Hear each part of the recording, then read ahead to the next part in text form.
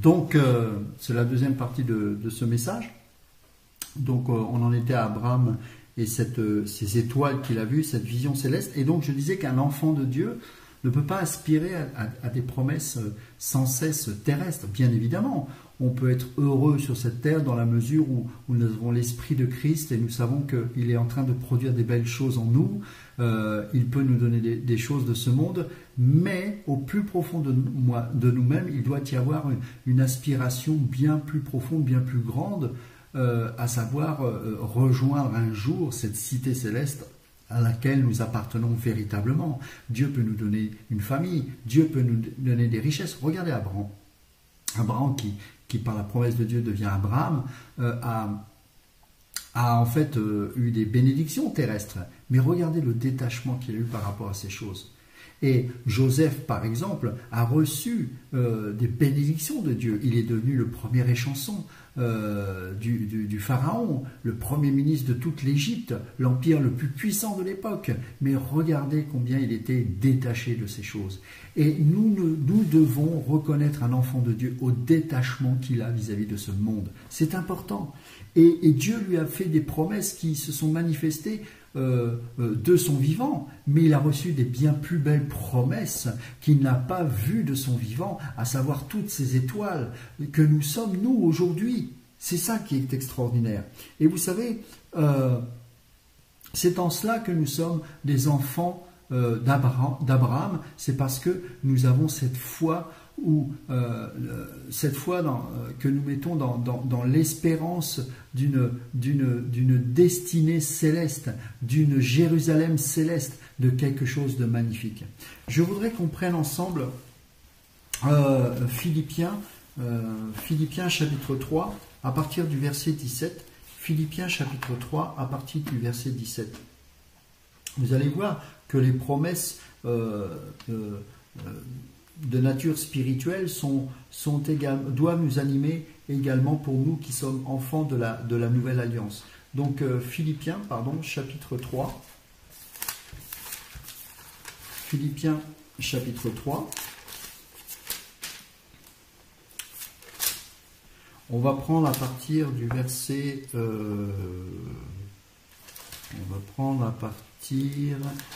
du verset 17. Regardez comment Paul est précis avec sa parole. Soyez tous mes imitateurs, frères et sœurs, et portez les regards sur ceux qui se conduisent suivant le modèle que vous avez en nous. Le modèle que vous avez en nous. En effet, beaucoup se conduisent en ennemis de la croix de Christ. Bien sûr, on veut tellement des choses terrestres que la croix nous rebute, bien évidemment. Et donc on écoute les prédicateurs qui sont des ennemis de la croix de Christ. Je vous ai souvent parlé d'eux et je le fais maintenant encore en pleurant. Leur fin, c'est la perdition. Regarde, écoutez bien. Ils ont pour Dieu leur ventre. Ils mettent leur gloire dans ce qui fait leur honte. Ils ne pensent qu'aux réalités de ce monde. Je répète encore. Leur fin, c'est la perdition. Ils ont pour Dieu leur ventre. Ils mettent leur gloire dans ce qui fait leur honte. Ils ne pensent qu'aux réalités de ce monde. Quant à nous, là il parle les enfants de Dieu, regardez bien. Notre droit de cité est dans le ciel. Pourquoi? Parce qu'à l'origine, nous étions des étoiles. Et des étoiles ont pour vocation à rester au ciel. Parce que les seules étoiles qui ont quitté le ciel, c'est ceux qui ont suivi Satan. Donc nous sommes des citoyens des cieux. Parce que nous sommes des étoiles destinées à rester au ciel et à illuminer le monde qui porte le regard vers le ciel et qui crie « Mais Seigneur, où es-tu » C'est important de comprendre ça. Quant à nous, notre droit de cité est dans le ciel, d'où nous attendons aussi comme sauveur le Seigneur Jésus-Christ. Il transformera notre corps de misère pour le rendre conforme à son corps glorieux par le pouvoir qu'il a de tout soumettre à son autorité. C'est magnifique. Vous voyez, notre droit de cité est dans le ciel. Nous sommes des étoiles. Abraham nous a vus au ciel. Nous n'avons pas chuté avec le diable. Nous sommes des citoyens célestes. Nous sommes morts en Christ et nous sommes ressuscités avec lui. C'est magnifique. Mes amis, nous sommes assis avec lui dans les lieux célestes. Waouh! Allons plus loin dans Hébreux chapitre 11. Hébreux chapitre 11. On verra aussi qu'il nous est parlé, bien sûr, dans ce passage d'Abraham, bien sûr. Regardez, dans Hébreux chapitre 11, alors, l'auteur de l'épître aux Hébreux, bon, je pense que chez Paul, mais un jour on développera pourquoi je pense cela, mais peu importe, on va dire que c'est un auteur anonyme. Hébreux chapitre 11, et on va lire à partir du verset 8.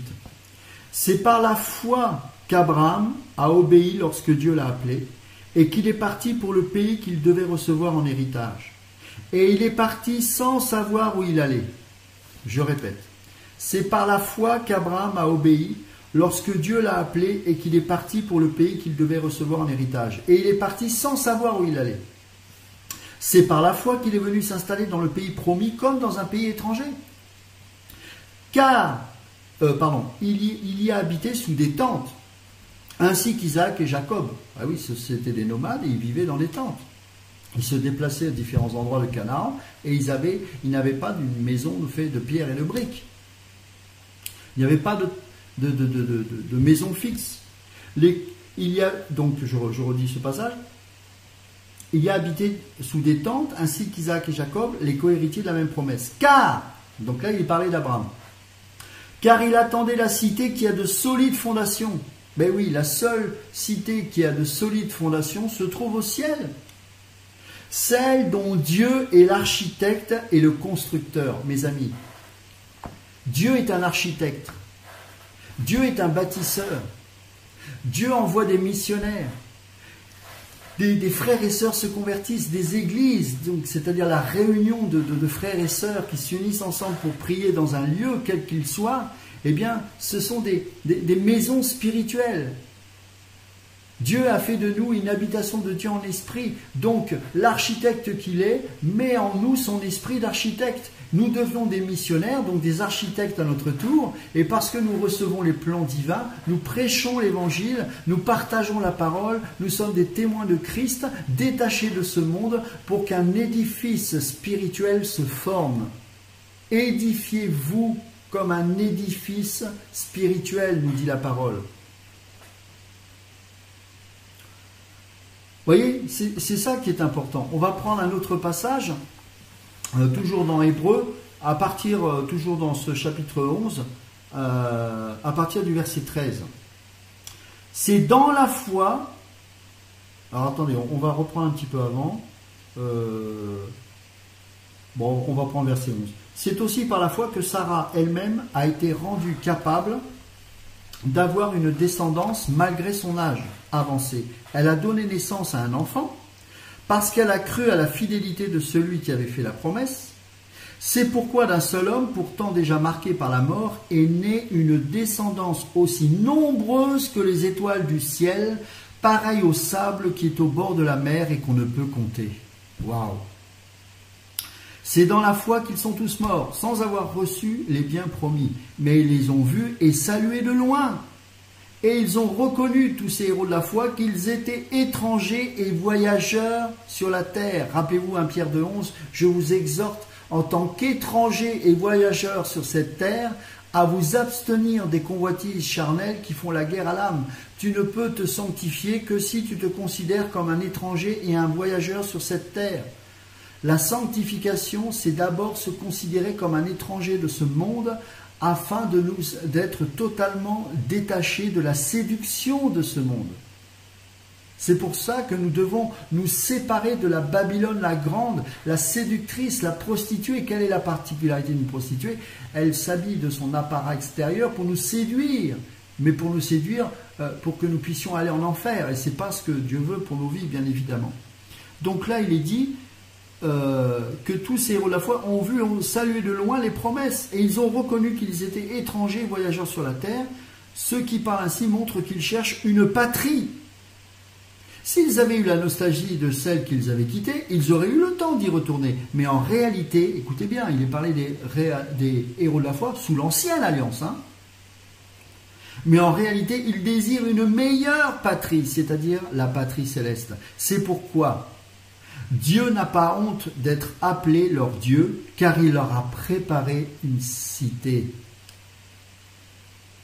Ah, mes amis, c'est extraordinaire ce passage. Quel encouragement pour nous, quelle promesse. Prenons Hébreux chapitre 12, à partir du verset 18. Hébreux chapitre 12, verset 18. Regardez bien.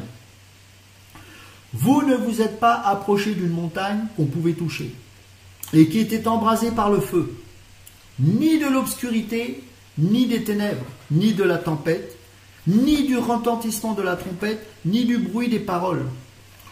Ce bruit était tel que ceux qui l'ont entendu ont refusé qu'il leur soit adressé un mot de plus. Vous vous rappelez de ce passage dans le livre d'Exode. Ils ne supportaient pas en effet cette consigne, si même une bête touche la montagne, elle sera lapidée. Ça, c'est la loi. Le spectacle était si terrifiant que Moïse a dit « Je suis épouvanté et tremblant de peur ». Ça, c'est l'ancienne alliance. C'est pour ça qu'il y avait des intermédiaires entre Dieu et les hommes, et seuls les prophètes, seuls les gens conduits par l'Esprit, habités par l'Esprit de Dieu, tels que Moïse et d'autres hommes dans l'ancienne alliance, pouvaient se présenter comme un intermédiaire entre Dieu et le peuple. Mais regardez ce qu'il est dit de nous. Verset 22.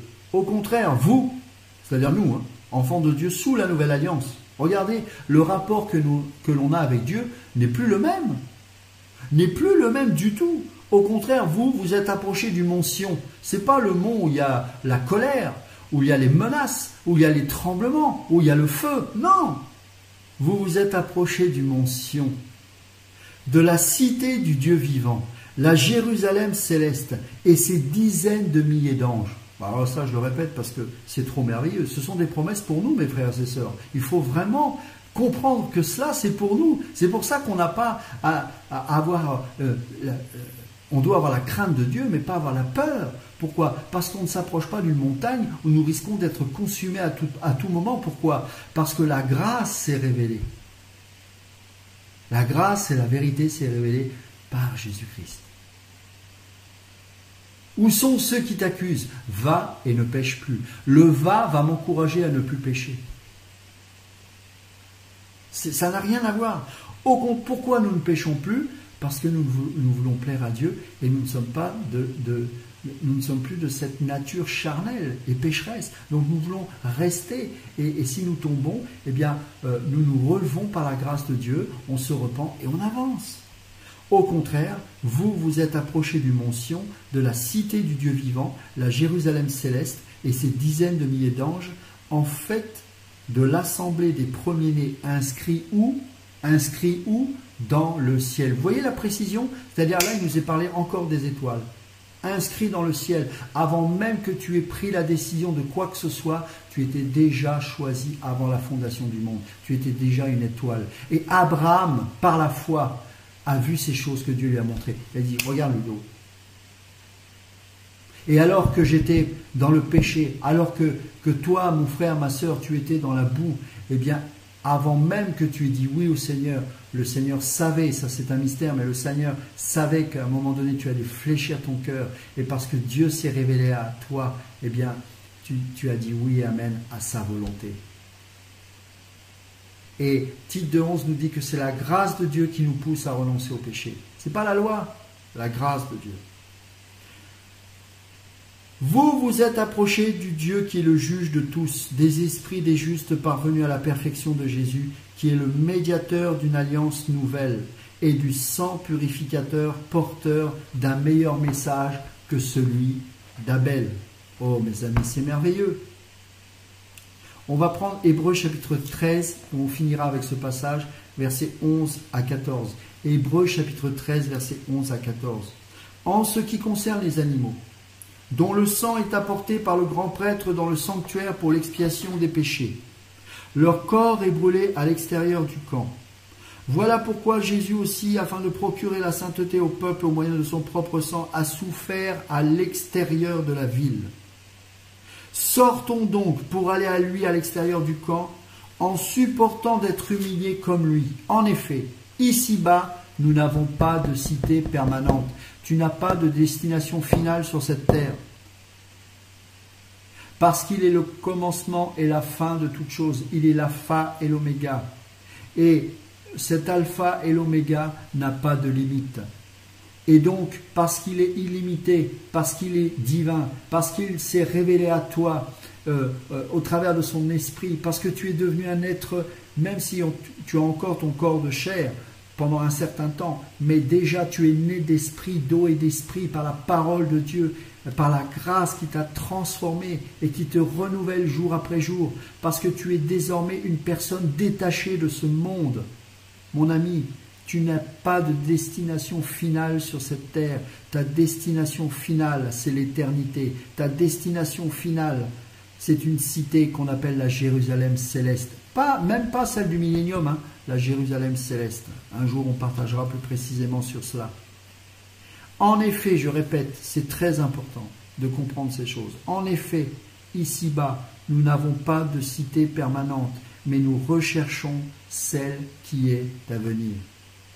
Nous recherchons celle qui est à venir. On s'accroche à cette espérance. On médite la parole. Vous savez, cette cité, c'est qui? Parce que c'est une personne. Vous avez bien compris que ce n'est pas qu'une ville, c'est Jésus lui-même. Jésus se suffit à lui-même, mais Jésus nous suffit amplement. Il nous comble de bonheur. Il est notre nourriture, il est notre espérance, il est notre destination finale, il est notre richesse, il est notre amour, il est notre sécurité. Je ne vais pas être consumé dans sa présence parce que je ne suis plus dans la montagne de la loi, je ne suis plus là où il y avait les tremblements de terre, où il y avait les orages et les trompettes qui sonnaient, où les prophètes et les anciens, les anciens avaient peur de ce Dieu-là. Et ils disaient non Moïse, approche-toi, mais pas nous, parce que nous allons mourir. Et c'était vrai. Mais nous avons reçu la montagne de Sion, la Jérusalem céleste. Nous n'avons pas besoin d'y grimper, c'est lui qui nous a emmenés là-haut. Méditons cela, expérimentons cela dans notre quotidien. Mes frères et sœurs, je voudrais vous encourager ce soir, vraiment. Vous savez, je dors comme un bébé. Bien sûr, on a tous des combats, mais je sais en qui j'ai cru. Et ne cherchez pas à produire en vous-même le détachement de ce monde. Ce n'est pas possible. C'est avec le temps, avec le brisement, avec les épreuves et aussi avec vos fautes, vos erreurs, où vous allez comprendre, vous allez plutôt expérimenter le détachement, le brisement de la chair, les faiblesses humaines. Petit à petit, il y a la douceur de Christ qui va se manifester. Vous allez commencer à regarder l'autre comme supérieur à vous-même. Vous allez commencer à appliquer les lois du royaume, à ne pas répondre le mal par le mal, etc. À bénir ceux qui vous maudissent, à continuer à demeurer ferme dans la saine doctrine de Christ et à avoir cette vision qu'il faut des ouvriers dans la moisson, qu'il faut des hommes et des femmes qui ne vont pas, prêcher la loi, mais prêcher la grâce, l'amour, la sainteté, la justice de Dieu. Ayez confiance en Dieu. Accrochez-vous à cette promesse qu'un jour nous irons pour l'éternité dans sa présence. Ce Jésus-là, il est réel. Ce Jésus-là, il n'est pas seulement au ciel parce qu'il nous a envoyé son esprit et que son esprit désormais il est en nous.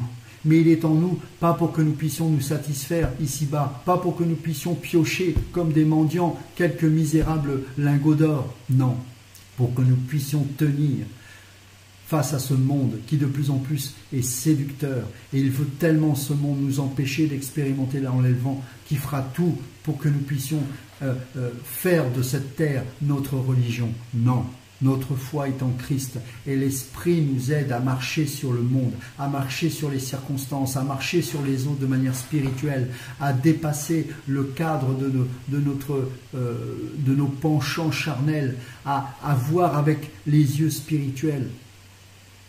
Oui, Jésus est vivant. Mais il est vivant pas pour que nous puissions démontrer aux autres combien il est vivant au travers de nos richesses, de nos bénédictions, je ne sais quoi, mais au travers de l'espérance qui est en nous. C'est que là, même lorsque tout montre au monde, mais regarde, il n'y a plus rien, eh bien vous continuez à espérer en Dieu. Et alors, ça va être tellement fort que les gens diront, non mais là, il y a quelque chose. Comment peut-il croire en quelque chose qui n'est pas encore visible ici-bas? Il y a quelque chose qui nous dépasse. Cet homme ou cette femme est en train de vivre quelque chose que j'envie. Eh bien oui, mes amis, nous avons cette richesse, nous avons cette grâce. Bientôt, nous allons être enlevés. Bientôt, nous irons au ciel. Bientôt, nous allons nous réjouir. Réjouissez-vous quand vous souffrez, parce que c'est pour la cause de Christ. Soyez heureux, bénissez, priez pour les perdus, priez pour les enfants de Dieu afin qu'ils puissent expérimenter la parole. priez, continuez à persévérer, aimez vos femmes, aimez vos femmes comme Christ a aimé l'Église. Femmes, respectez vos maris, enfants, honorez vos parents, parents, n'irritez pas vos enfants, continuez à vivre avec le détachement de soi, avec cette espérance. Enseignez vos enfants sur le ciel, parlez de Jésus, dites à vos enfants combien Jésus est beau, comment il est merveilleux, comment il est pur, comment il est saint, comment il nous aime, comment il aspire à produire en nous la sanctification qui consiste à produire le fruit de Dieu. Vous avez pour fruit la sanctification, nous dit l'Épître aux Romains, et pour fin la vie éternelle, notre destinée, pour fin la vie éternelle. Oh mes amis, c'est pour ça que plus on vieillit, plus on est dans la joie. Pourquoi ? Parce que avant même que nous puissions dire ou faire quoi que ce soit, Abraham nous a vus. Nous sommes ses étoiles. Mes amis, nous ne tomberons pas au nom de Jésus. Nous sommes ses étoiles. Une étoile n'est pas destinée à tomber sur cette terre. Une étoile doit rester au ciel pour que le monde puisse voir qu'il existe encore des étoiles dans le ciel et que ces hommes et ces femmes qui regardent d'en bas puissent un jour nous rejoindre. Que Dieu vous bénisse abondamment.